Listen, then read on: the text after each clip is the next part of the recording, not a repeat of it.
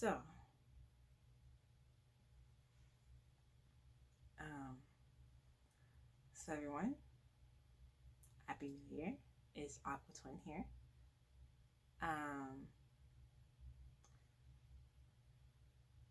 I want to talk a bit about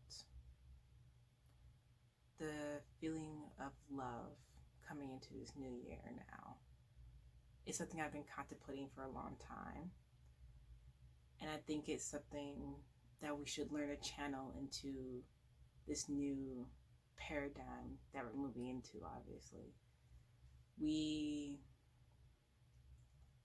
we have certainly moved away from it a lot. I noticed it's hard for people to feel in love.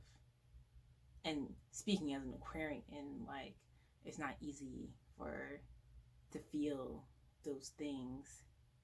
It's not easy to feel emotion,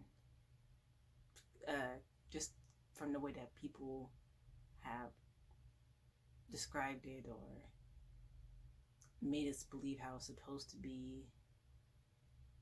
Um,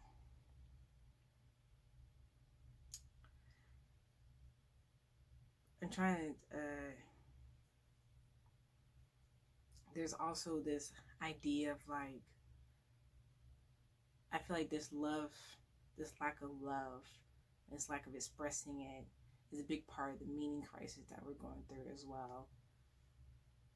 When we don't know how to even express the most base emotion that we feel as children to each other, and this base emotion is this this basic feeling that we're supposed to feel naturally towards each other, and it's also shunned to feel it towards each other.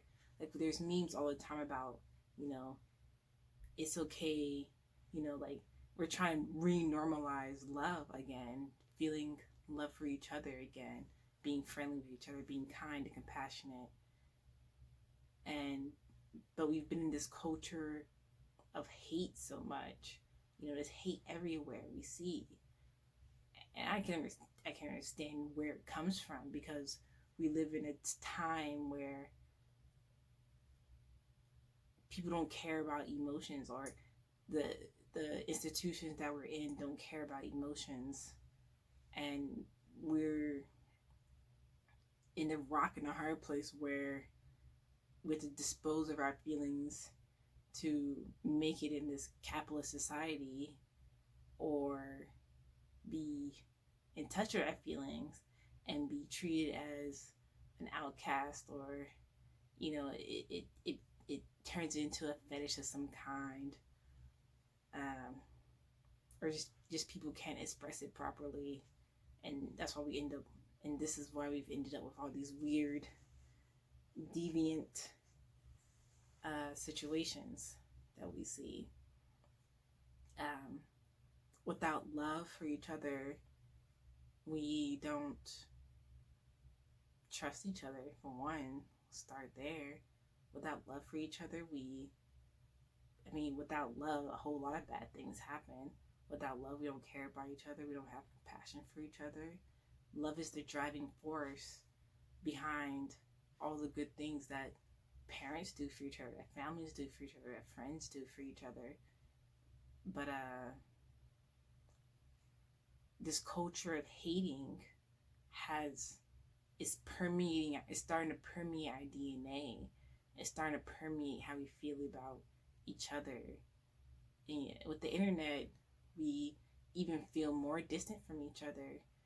But it's strange with the internet, because we feel distance from each other at the same time we want the connection at the same time, and we can't really integrate it because not everyone's on the same page, for one, and we don't have a proper definition of love anymore. Like, what is love? Maybe a meme, but what is love? Um, Considering the the history of religion and their descriptions of love, it's created this in-out perspective for love and relationships.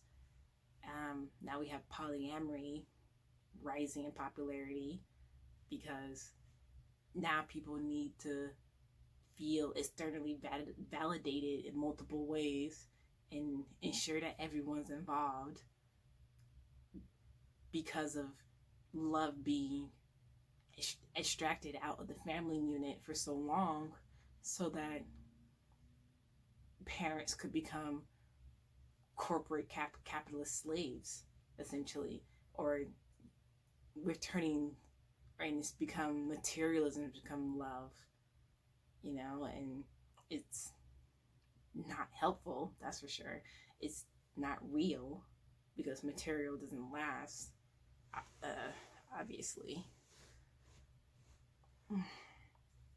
And when we base love off of that,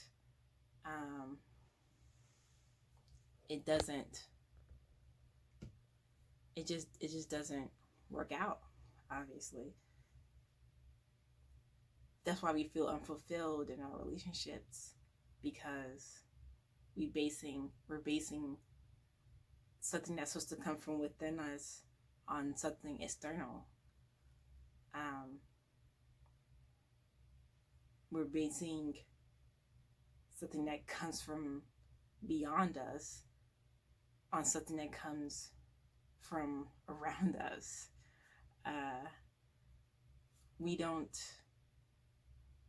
We're not having the right conceptualization about it,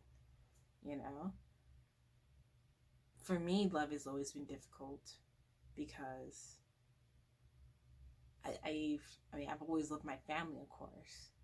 And of course, we all love our families, but they've also succumbed to this idea that materialism is love in a way, sacrificing ourselves, making a big sacrifice to work harder for a company or to make money in some kind of way. That equals love for some reason. But in reality, if I go back to, I'm a stay-at-home mom now, so I just think about what kids really want, and kids just want hugs and kisses. That's love. Love is attention. Love is connection. Love is being kind. Love is being open and being listening and having an open communication. It's the kind of connection we will also want with God as well. It's the connection that we're supposed to have with the divine, the connection we're supposed to have with each other. This open, natural,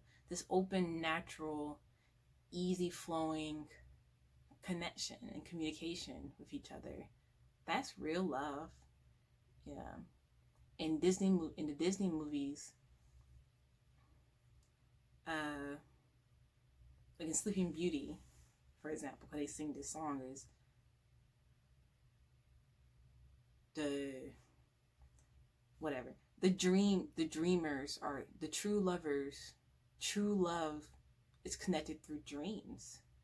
So when lovers dream of each other before they meet each other, in those moments in dreams, it's it's exactly how you want it. It's a dream, of course. But if we follow our dreams, literally, if we open our intuitions up and we open our communications up and we start acting and we start operating in that channel of love, you will flow towards your true love naturally. You don't have to divine it out of anywhere else. It would just flow naturally if you just open up the channel for it. Things like tarot and astrology and advice from others and everything can help you open those channels up, but there's no way that someone can tell you who your true love will be, because you have to find it. You have to follow that river downstream, upstream, over the waterfall until you come across them. um, that's just the only way it's going to work. You can't force it. It has to flow, basically. And, you're never going to find, if you dam yourself up, of course, and block it off from happening, or if you, a lot of people settle, of course, for the first little pond to come along. This, I guess I could say, and they're comfortable in this pond. But once we start opening up the channel for love, we start realizing that there's so much more that we could be allowing into our lives if you allowed more kindness into your life, and more compassion, and be merciful to yourself and to others. All these things, like we say, you want to treat others how you want to be treated, the golden rule, because that is just the openness, the most open flow of love. It's the truth. When it goes in the, that's why true love goes together as well, because you can't have love without truth, basically. So when you're open and honest about your feelings and let them flow free, and words have power, obviously, so when you speak out what you desire honestly, it will come to you. If it's true, if it's something you really need, not just want.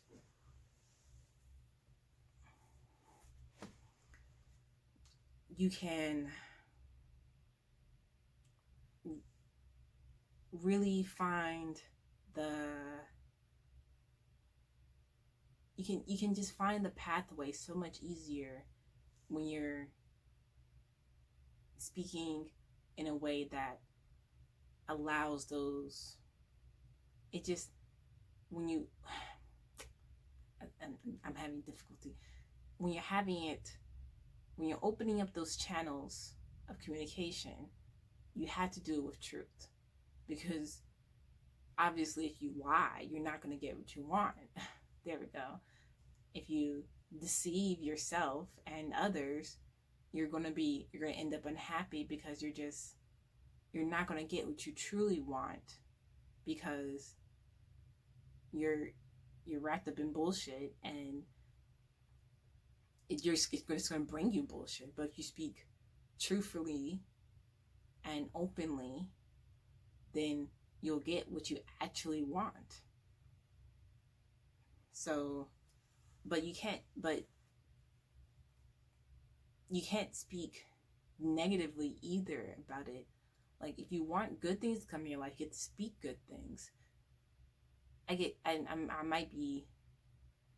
don't care if I'm overly optimistic about things, because it works for me. I'm pretty sure it works for me, because everything I've been doing, following this principle, has been working. So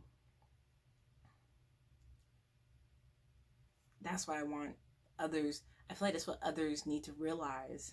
When you open up the channel of communication of love and truth, it would just flow into you so easily.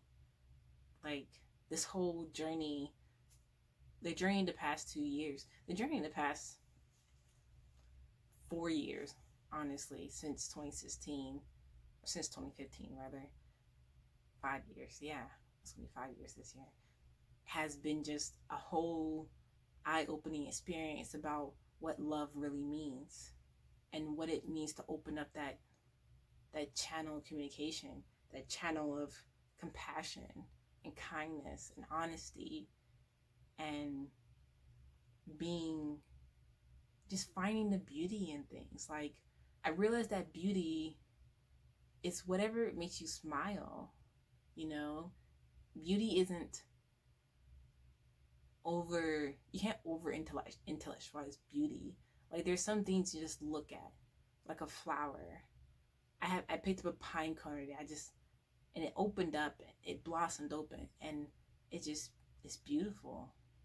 And there's no other words to say about it besides it's beautiful. You know, I can see the natural formation in it, that how it was created as it is. It's not a perfect pine cone, I suppose, but it's it's it's perfectly designed. It's beautiful. It's, I don't know how you would say, but that's what beauty is. Beauty is art, natural art. Uh, like people call me beautiful, I suppose, but I don't take that for granted because I think there's prettier people out there. But beauty has many other things connected to it that I believe people are also attributing to me, like uh, my certain level of intelligence and my grace uh, and all those com- that combined with my good looks. I mean, if you suppose I have good looks, um, all these things combined create beauty. All these things combined create art. You know, and these are things that come out of these are things that come out of truth as well. Like the truth is beautiful because, like, even if the truth is ugly, it's still beautiful because, I mean, what can you do about it? It's just the truth. There's something about love as well that's just beautiful because is is love is like truth, and that love and beauty and truth,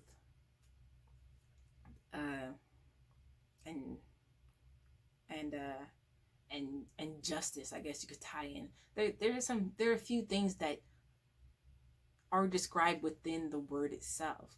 So those things are described within the word itself, and there's nothing more you can add on to those things because they just are those things.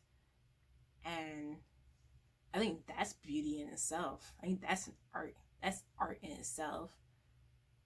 And art has two meanings. You know, art is things that you do, that you create. That, you know, there's an art of something, and then there's, well, I guess it's the same thing because you create.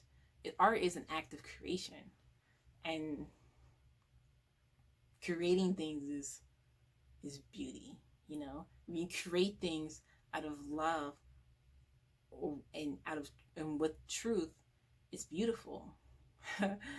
So I don't know if I'm getting this too complicated, but anyway, um, love is. I feel like I figured out that love is this embodiment of all these. Love is like an embodiment of all these things together. If I talked before about Dante's Paradiso, where God was just a circle of light, and when I when I get into a deep meditative state and I find that, and I get to the Buddha level through my crown chakra, and I get that thousand petal effect, the thousand petal manifestation of God, I suppose. And that just feels like love to me. Like that wholeness, that warmth, that deep connection is truth, because it's something that I'm truly experiencing. It's something that other people truly experience as well when they get to that point, or whatever they do to get to these states, this higher state. Um, but when we and love it's not something that I had to do something for either.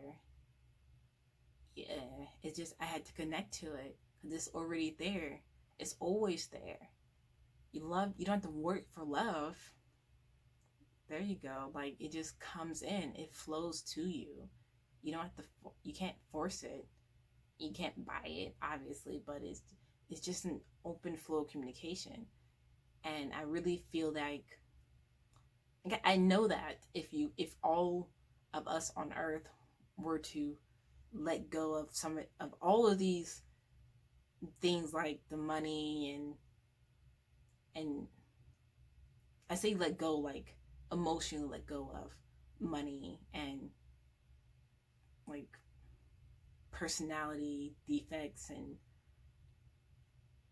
material and other materialism things, and also accepting, not not internalizing our own feelings as well, because when you don't feel things, you're basically a robot, right? So you have to feel things for real. I mean, you can't feel love if you don't even know your own feelings. How can you recognize it in yourself? To recognize it in yourself so you can recognize it in someone else. And you have to have that and have the channel open so it can flow into you and can flow into someone else. And if all of our channels are open, it's like we would be like Venice. Well, Venice is whatever, but like it was an Aztec um, culture, I believe, that had the water, the sort of Venice, the agrarian society that was irrigated by channels. But if we opened our minds up like that, and these institutions that are just draining us of our energy, then we would be able to be happy, basically, because it would just be nothing blocking, and we just let things flow kindly. Even though now we're in this culture of hate, like, we can just turn it around so easily just by redirecting what we're doing and doing things that make us happy and doing things that make others happy as well. And because when you do things for others that make you happy, it pays back to you, just in your self morality and also in something else, because everything's connected. So it just will cycle into it will flow back into you as well, as long as you're not fake doing it. And because when you do it for selfish reasons, I mean, even though that is a selfish reason that it will flow back into you, but it's still altruistic because you're still doing it honestly, even though you know that you will be rewarded in some way for it. You're not doing so just for the expectation of the reward. You're doing it because you're doing it out of kindness and compassion for someone else. And when you receive it onto you again, you can give it back out again. It's all about maintaining the flow. And yeah, so we just have to learn how to handle this flow with truth and love and beauty and balance, basically. Yeah, so